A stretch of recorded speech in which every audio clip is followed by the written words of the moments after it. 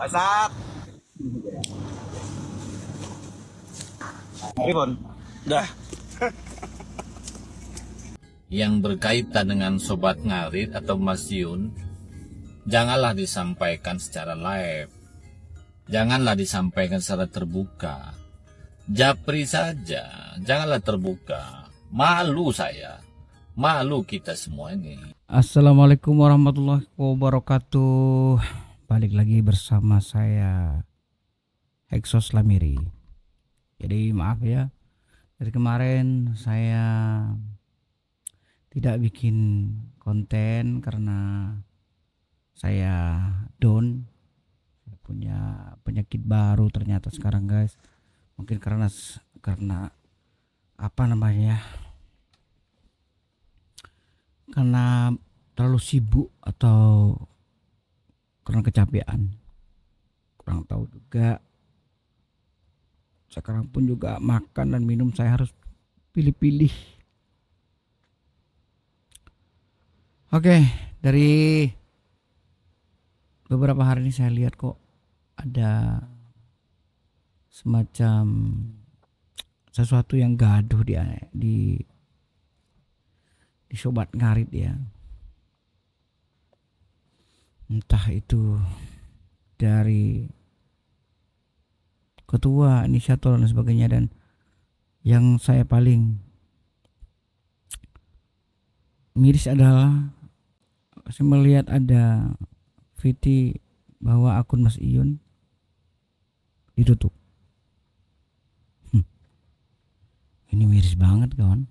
Semuanya dibikin pusing. Baik teman-teman, kita langsung aja ke video yang pertama. Coba saya tanya sama sampean, harusnya seperti apa? Harusnya seperti apa? Sabar bang, harusnya sampean sabar, nggak perlu sampean keluar-keluar di sosmed. Kalau sampean sama Sobat Ngarit Probolinggo Madura akan keluar dari Sobat Ngarit gitu loh.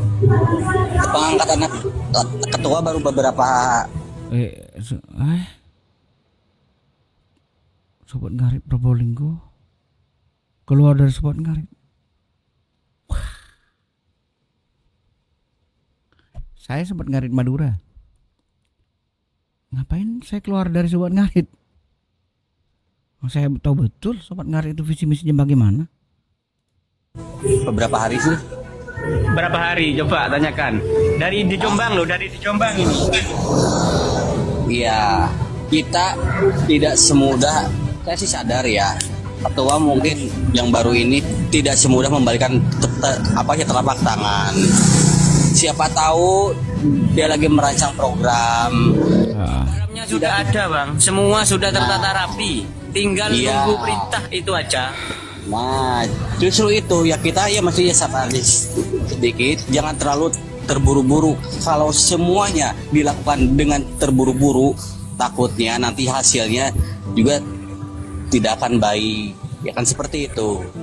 Jadi menurut saya abang harus bersabar saja dulu. Jangan terlalu tergesa-gesa. Kita lihat ke depan seperti apa, kan belum ada sebulan toh. Intinya kita bang, mau sabar 3 bulan juga boleh. Yang penting itu ada jawaban dari sang ketua. Dia tinggal bilang, sabar ya mas, saya masih ada acara keluarga. Kan enak toh didengar toh mas. Iya.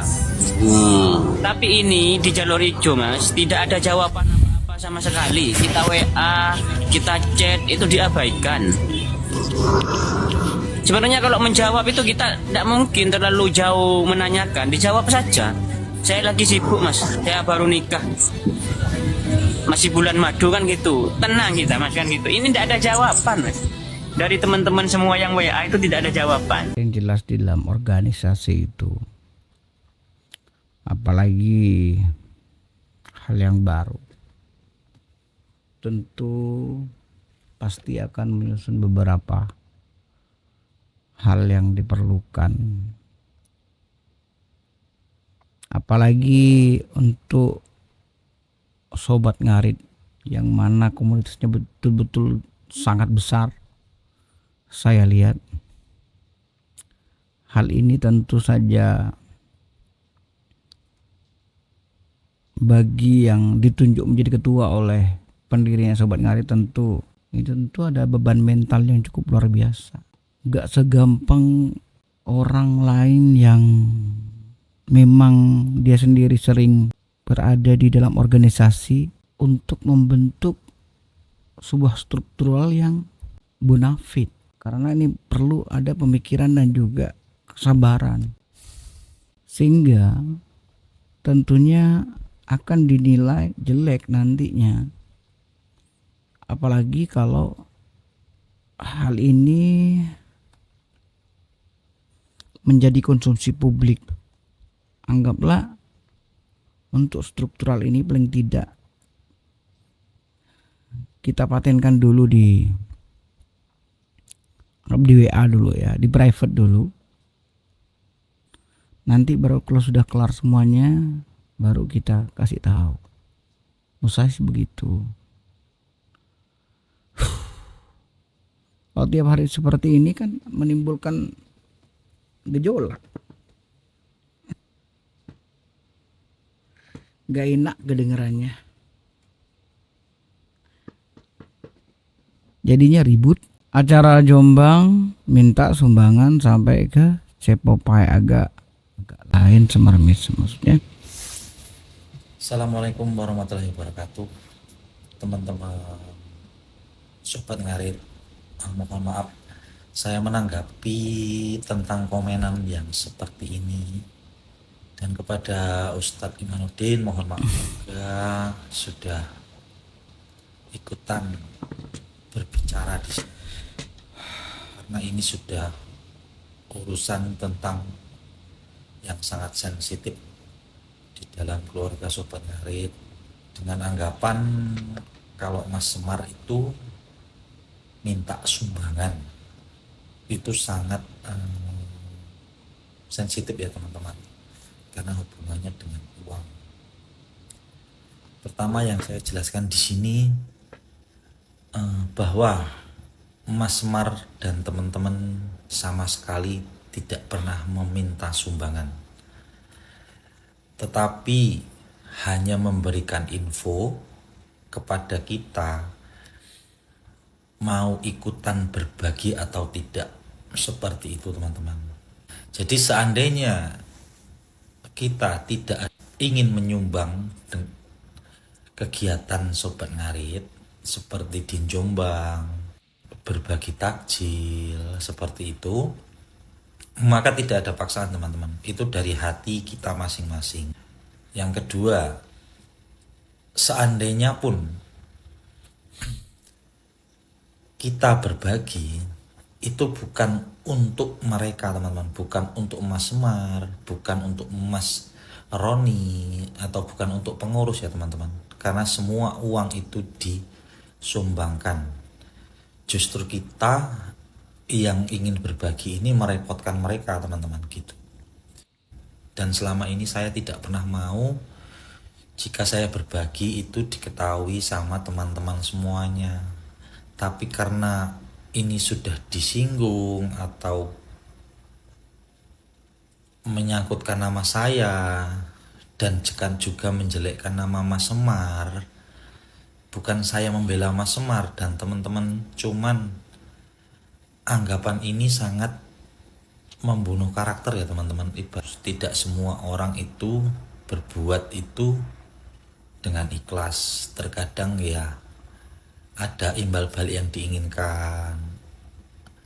Makanya buat pengurus, mungkin kalau mendapat orang yang berbuat seperti itu, kita harus memberitahukannya agar ada imbal baliknya buat dia. Jadi buat teman-teman sobat ngarit, intinya di sini jangan pernah menghujat orang lain jika tidak tahu semua kenyataan yang terjadi. Jangan pernah menghujat orang hanya karena salah paham ataupun karena perkataan orang lain. Seperti itu teman-teman. Ayolah kita bersatu, naik tanpa menjatuhkan orang lain, tetap eksis dengan kegiatan-kegiatan sosial, membantu orang lain, berbuat baik, tanpa ada ontran-ontran yang lain. Itu saja dari saya. Mohon maaf. Semoga Sobat Ngarit tetap jaya. Mantap. Ini baru saya suka dengan penjelasan Abang Chef ini ya. Saya suka banget. Ya wajar gitu ya kan. Wajar ya jika sebuah komunitas dalam melaksanakan kegiatan itu biasanya ngechat ke para simpatisan saat mau berbagi. Ya simpatisannya siapa ya, diketahui lah. Yang mau ikut ya dipersilakan, yang nggak mau ikut ya nggak masalah. Cuman kayaknya tentang permasalahan ini kan permasalahannya tentang follow dan unfollow. Tapi kok malah merembet ke masalah sumbangan-sumbangan ya? Telepon semua, ini udah Pak Ustadz udah tak beritahu. Edukasi anak kita punya sahabat. Ya. Nanti gini Tat, kan sekarang udah terbuka nih karena Ustadz udah membuat VT kan. Jadi ini saya harus telepon Pak Lasmojo. Telepon semua, ini udah Pak Ustadz udah tak beritahu. Karena kita menunggu, katanya Pak Ustadz mau pulang ya.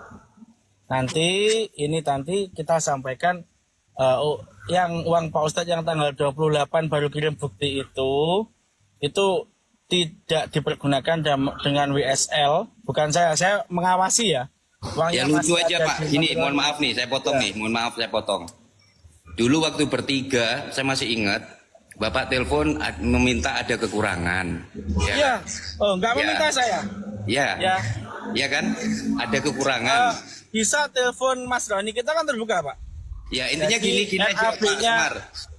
Kalau saya nggak mau RAB-nya WSL. Kalau uang itu dikembalikan, kalau uang itu dikembalikan, maksudnya gimana? Apa cuman gara-gara ini uangnya dikembalikan? Kan lucu. Itu tambah tanggal lucu 28 tanggal 28 sudah kesepakatan itu. Tanggal 28 itu udah kesepakatan. Karena udah tidak, kan nggak tahu Pak itu Pak Ustadz. Kan nggak tahu itu. Atau ini sama Yu. Oke, Pak. Ini pun punten kula kalau tidak salah saya minta mohon maaf. Nggak apa-apa Ustadz, santai. Nggih. Ya kita biar terbuka gini enak. Nggih. Ini ada di tanggal 2. Kita telepon yang aku telepon Lasmojo bareng. Ya. Nih. Pasat.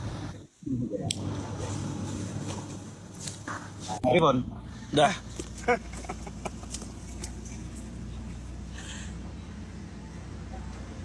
Iya kok malah metu iki. Ya apa iki?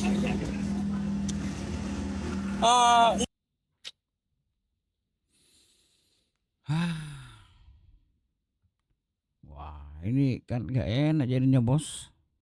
Assalamualaikum warahmatullahi wabarakatuh. Apa kabarnya keluarga besar Sobat Ngarit Nusantara? Mudah-mudahan kita sehat selalu, senantiasa menjalin kebersamaan, bersatu dalam perbedaan. Amin. Sepertinya komunitas Sobat Ngarit Nusantara ini terus mendapatkan ujian, tidak ada henti-hentinya. Konflik dengan Fanya Fauzana sudah, dengan Aulia Rahmi sudah, lalu ada Mas Bayu dengan Tata juga sudah. Nah, Bendera Sobat Ngarit dibakar juga sudah. Itu yang paling dikenal. Nah, akhir-akhir ini juga ada konflik baru. Dan ini menjadi gorengan para sengkuni untuk menjatuhkan Sobat Ngarit, terkhususnya Mas Yun. Ya, kegaduhan baru ini muncul di Komal-Komal, di Tepingan dan di Piti. Para petinggi Sobat Ngarit minta partisipasi sumbangan kegiatan yang di Jombang kemarin ya. Hal itu sekarang menjadi kegaduhan baru. Saya lihat ada 3.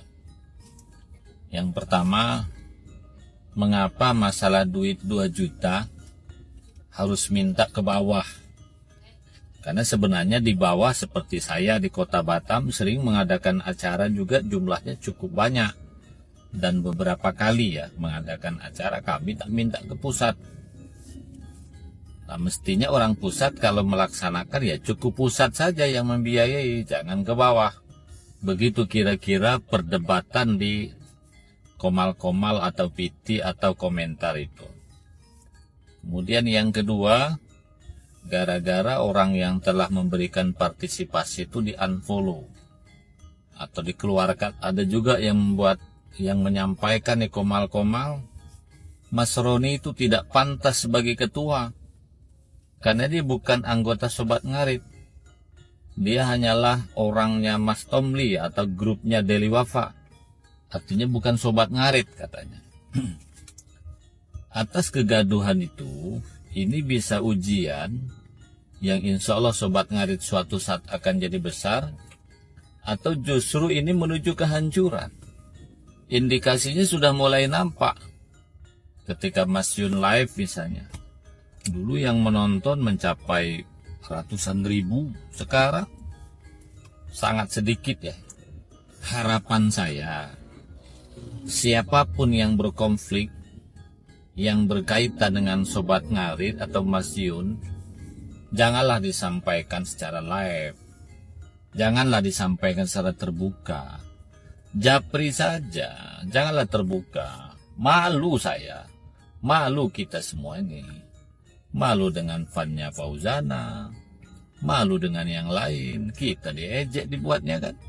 Menurut saya, apapun keputusan Mas Yun yang menunjuk Mas Roni sebagai ketua dan Mas Semar sebagai inisiator katanya, mungkin lebih tepatnya pembina ya. Kita terima sajalah. Kenapa kita melakukan pembangkangan? Saya kira Mas Yun punya pertimbangan sendiri. Mungkin betul Mas Roni ini bukan asli Sobat Ngarit atau bukan orang yang dari awal. Istilah Arabnya as-sabiqunal awwalun. Tapi mungkin Mas Yun itu percaya dengan Mas Roni. Pertama, dialah yang menjadikan Mas Yun bisa seperti ini karena peran Mas Roni. Yang kedua, apapun ceritanya, Sobat Ngarit sekarang ini sudah susah lepas dari Deli Wafa. Pertama, mungkin hanya Mas Tomli dengan Mami Hestina lah yang mungkin bisa keluar modal dalam jumlah besar untuk membesarkan Sobat Ngarit ini. Siapa coba yang bisa memodali? Kita jangan hanya ngomong aja, kita bisa hanya ngomong. Deli Wafa memanfaatkan Sobat Ngarit. Lah ya, tapi kan kalau tanpa Deli Wafa kita bisa apa? Menurut saya kan saling memanfaatkan saja. Kemudian yang ketiga, kalau dianggap Mas Roni bukan anggota Sobat Ngarit atau yang lain bukan anggota Sobat Ngarit, sekarang apa bukti? Caranya memang untuk menepis seperti itu seharusnya anggota Sobat Ngarit itu dibuktikan dengan KTA atau kartu tanda anggota. Betul. Kalau sekarang ini susah kita membedakan mana yang anggota, mana yang bukan. Karena semuanya yang ngaku-ngaku anggota Sobat Ngarit, yang punya baju kaos maupun tidak punya baju kaos, kan juga tidak ada fakta tertulisnya.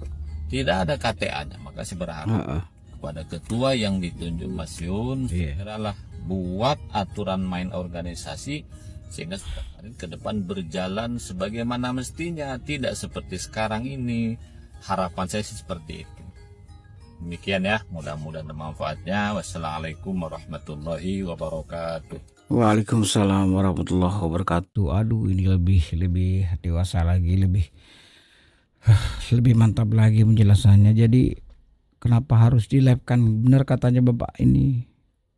Ya. Benar katanya Bapak Mario ini. Jadi cepat-cepatlah hentikan kegaduhan ini. Lewati jalur WA saja. Lewati jalur WA saja. Jangan di-live-kan seperti yang kemarin-kemarin dong. Bener, malu deh. Malu. Saya memang bukan siapa-siapa, tapi saya sebagai orang anggota Sobat Ngarit yang peduli terhadap komunitas ini. Ya, akhir-akhir ini terlalu banyak hal yang sebenarnya diselesaikan lewat obrolan pribadi. Malah dipertontonkan di media sosial, klarifikasi demi klarifikasi. Seolah berlomba mencari pembenaran, bukan penyelesaian. Padahal yang nonton tuh bukan hanya mereka, bukan hanya kita, tapi orang luar yang nggak tahu apa-apa ikut menghakimi, bahkan memperkeruh. Ada yang merasa tersinggung karena di unfollow, ada yang merasa sembunyinya tidak dihargai, atau ada juga yang terpaksa menutup akun karena tidak kuat dengan tekanan. Mungkin pertanyaannya, apa nih masih pantas gitu disebut keluarga? Kalau setiap masalah kecil dibesarkan di ruang publik, lalu dibumbui oleh ego dan gengsi, maka tidak butuh waktu lama untuk komunitas ini hancur, bos. Bukan karena dibubarkan, tetapi karena kehilangan nilai. Jadi saya katakan dengan tegas, jika ada yang ingin bicara, silakan bicara secara langsung, jangan sembunyi di balik konten.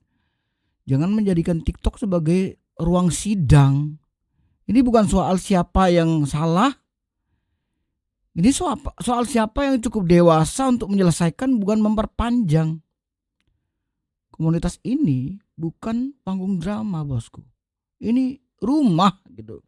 Dan rumah tidak dibakar karena penghuninya saling diam dan saling sindir. Jadi pikirkan ini baik-baik, kawan-kawan. Pikirkan. Oke, satu reaction lagi nih. Siapa tahu dengan reaction yang ini teman-teman bisa bersatu kembali dan lebih dewasa kembali untuk menyelesaikan permasalahan ini.